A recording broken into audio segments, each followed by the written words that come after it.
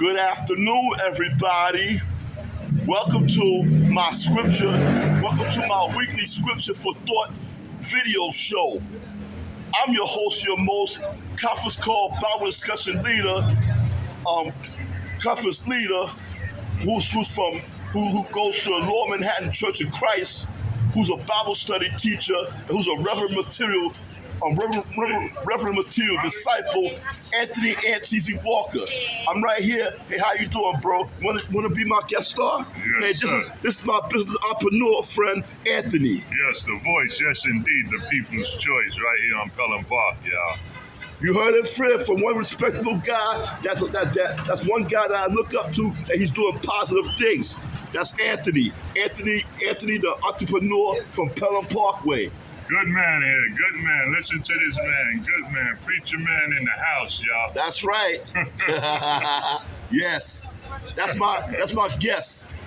What's your first initial of your last name? First initial, last name. Yeah, because I have the same name as you. Yeah. Oh, Anthony Fogul? Yeah. Got you. That's me, baby. I gotta preach the lessons. So here's my guest Anthony Fogul, my guest. But nevertheless, we gonna get to the lessons. Who don't do what they ought to do the right way with who does not have faith is sin. Because all of us now and then we do things that we shouldn't do. We're supposed to do the right thing. We determine to do the wrong things.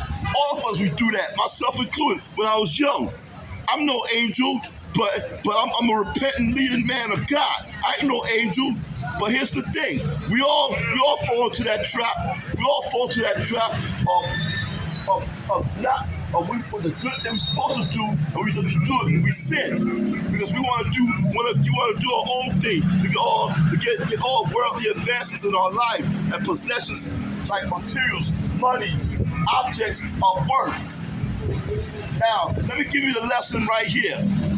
Here's one story I'm gonna tell to you. The story of Rhodabaum and the book. The story of Rhodabaum and Second Chronicles. Yeah, Second Chronicles. Rhodabaum was the son of King Solomon. He was supposed to treat the people right and treat the people right that were serving him as slaves. But the people complained to his officials, and they said, "Hey man, hey Rhodabaum, your yoke is too hard for me to handle. Can you do something to lighten up the yoke?" But Rhodabaum, instead of listening to the elders of people that to serve the people, he listened to his selfish young friends that told him some stupid stuff about treating the people harshly because he's a leader. After he told the people that he'll treat the people harshly, then Solomon, all the people rebelled against him, and they killed the leader of the slave labor, Andronium. They killed him, and then Rhodabaum had to flee for his life. Now let's not fall to the example of Rhodabaum, son of Solomon. Hi Tasha, how you doing? I'm all right. Have a blessed day, Tasha. You too, my dear. Oh, I got a quarter for you. See what I'm doing? That's part of being a Christian. When you give to God, when you give to the poor, God bless you more. See the poor man? See, he's in need. But let me get back to the lessons. You know, those who do the good that they ought to do, but they don't do it, sin. Now, that's the story of Rhodabaum, because Rhodabaum, he was dumb. He didn't listen to the elders. He didn't listen to his young, stupid friends how to treat the people of Israel harshly. Now, another perfect example is Governor Festus in the book of Acts. Now, I don't know if you're biblical scholars or not, but here we go. Now, Paul from the book of Acts was in prison because the evil Jews wanted to kill him, but the Roman soldiers protected him all the time. He was in prison because the evil Jews wanted to kill him out of a sneaky plot. But here comes this evil governor this governor Felix. Governor Felix was a selfish, worldly, money-grubbing governor in Caesarea. Now Paul pleaded his case that he was innocent, and he pleaded to the testimony of Jesus. But King Felix ain't want to hear it. He wanted to hear how he could get bribed by Paul, so he could get bribed by Paul, so he could set Paul free. But Paul did not bribe him. Instead, he sent for Paul frequently. Now, when Felix was succeeded by Governor Festus, Festus did the selfish thing. Instead of freeing Paul and having the guards to protect him, he still let Paul go into prison, and King Felix let him go into prison. Let him fall and feel miserable in prison. That's another example of the good that we should do, but we don't do it. We sin. That's Governor Felix. Another example from the book of Acts. And now another perfect example is King Asa, king of Judah. Now all this time in his lifetime, he relied on God, because God protected him from evil big alarmist armies. But all of a sudden, King Asa lose sight of God.